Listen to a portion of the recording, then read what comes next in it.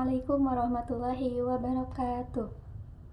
Innal hamdalillah nahmaduhu wa nasta'inuhu wa nastaghfiruh wa na'udzu billahi min syururi anfusina wa min sayyiati a'malina may yahdihillahu fala mudhillalah wa may yudhlil fala hadiyalah. Asyhadu alla ilaha illallah wa asyhadu anna Muhammadan abduhu wa rasuluh alladzi la nabiyya ba'dah. Pertama-tama, marilah kita panjatkan puji serta syukur kita kepada Allah Subhanahu wa Ta'ala yang telah memberikan kita kenikmatan. Tak lupa salawat serta salam marilah kita curah limpahkan kepada junjungan kita semua, yakni Habibana wa Nabiyana wa Rasulana Muhammad Sallallahu Alaihi Wasallam. Perkenalkan, nama saya Nesya Oktavia Ramadhani dari Program Studi Pendidikan Agama Islam semester 1 kelas A dengan NPM 2406212336. Tujuan saya membuat video ini adalah untuk memenuhi tugas sejarah peradaban Islam. Di sini saya akan menyampaikan materi tentang saluran-saluran penyebaran agama Islam di wilayah Indonesia. Menurut pendapat beberapa ahli, Islam mulai masuk ke Indonesia itu sejak abad ke-7 Masehi. Adapun yang mengatakan bahwa Islam itu masuk ke Indonesia sejak abad ke-13 Masehi atau 14 Masehi. Namun sebenarnya pada abad ke-13 Masehi itu merupakan penguatan nilai-nilai keislamannya. Jadi Islam itu sebenarnya masuk ke Indonesia sejak abad ke-7 Masehi. Adapun saluran-saluran penyebaran Islam yang dilakukan di Indonesia, yang pertama yaitu perdagangan. Sejak abad ke-7 Masehi, para pedagang Islam yang berasal dari Arab, Persia, dan juga India itu ikut ambil dalam kegiatan perdagangan di Indonesia. Di samping perdagangannya, para pedagang Islam menyebarkan dan mengajarkan agama dan budaya Islam kepada masyarakat Indonesia. Yang kedua, melalui saluran perkawinan. Para pedagang Islam yang melakukan perdagangan di wilayah Indonesia yang dengan waktu yang cukup lama itu menjadikan hubungan mereka semakin erat dengan bangsa pribumi atau kaum bangsawan pribumi.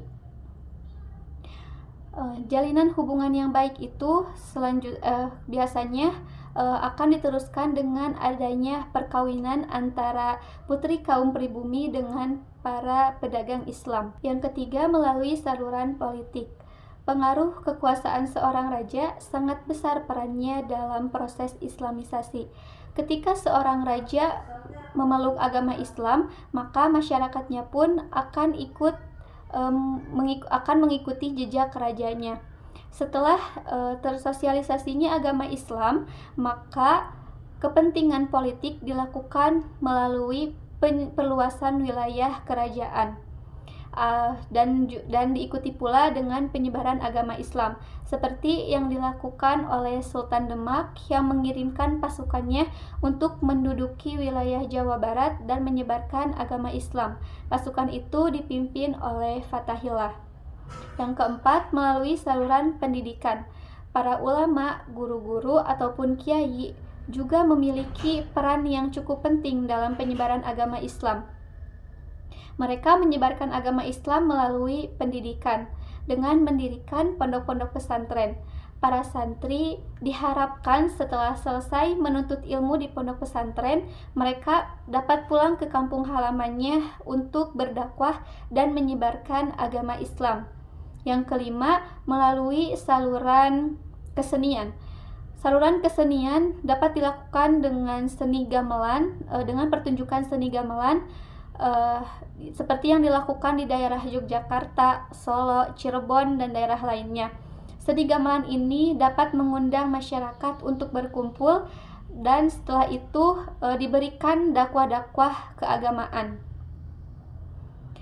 Selain seni gamelan juga ada seni wayang. Cerita-cerita wayang oleh para ulama disisipkan ajaran-ajaran agama Islam. Ada beberapa tokoh yang menggunakan saluran kesenian dalam penyebaran agama Islamnya. Yang pertama yaitu Sunan Bonang. Sunan Bonang merupakan sosok di balik tembang Tombo Ati dan beliau juga merupakan seorang dalang. Yang kedua yaitu Sunan Kalijaga. Sunan Kalijaga menggunakan seni ukir, wayang, gamelan, dan juga seni suara suluk dalam seni saluran dakwahnya. Yang keenam yaitu saluran tasawuf. Para ahli tasawuf ini hidup dalam kesederhanaan. Mereka selalu berusaha untuk menghayati kehidupan masyarakatnya dan mereka hidup di tengah-tengah masyarakat. Para ahli tasawuf ini biasanya memiliki keahlian dalam membantu kehidupan masyarakat. Keahlian tersebut merupakan keahlian dalam menyembuhkan penyakit. Penyebaran agama Islam yang dilakukan oleh para ahli tasawuf ini dilakukan dengan melihat kondisi dalam pikiran dan juga budaya masyarakat pada masa itu, sehingga ajaran-ajaran Islam dapat diterima dengan mudah oleh masyarakat Indonesia pada masa itu. Melalui saluran tersebut, Islam dapat diterima dan berkembang pesat sejak abad ke-13 Masehi. Dengan alasan yang pertama, Islam bersifat terbuka. Yang kedua, penyebaran Islam dilakukan secara damai. Yang ketiga, Islam tidak membedakan kedudukan seseorang dalam masyarakat. Yang keempat, upacara-upacara dalam agama Islam dilakukan dengan sangat sederhana. Yang kelima, ajaran agama Islam berupaya untuk mensejahterakan kehidupan masyarakat dengan adanya kewajiban berzakat bagi yang memiliki harta. Mungkin cukup sekian yang bisa saya sampaikan. Mohon maaf apabila ada kesalahan dan juga kekurangan dalam menyampaikan materi. Terima kasih juga kepada teman-teman semua yang telah menyaksikan video sampai selesai. Semoga apa yang saya sampaikan bisa bermanfaat khususnya bagi saya dan umumnya bagi teman-teman semua. Wabillahi taufiq wal hidayah. Wassalamualaikum warahmatullahi wabarakatuh.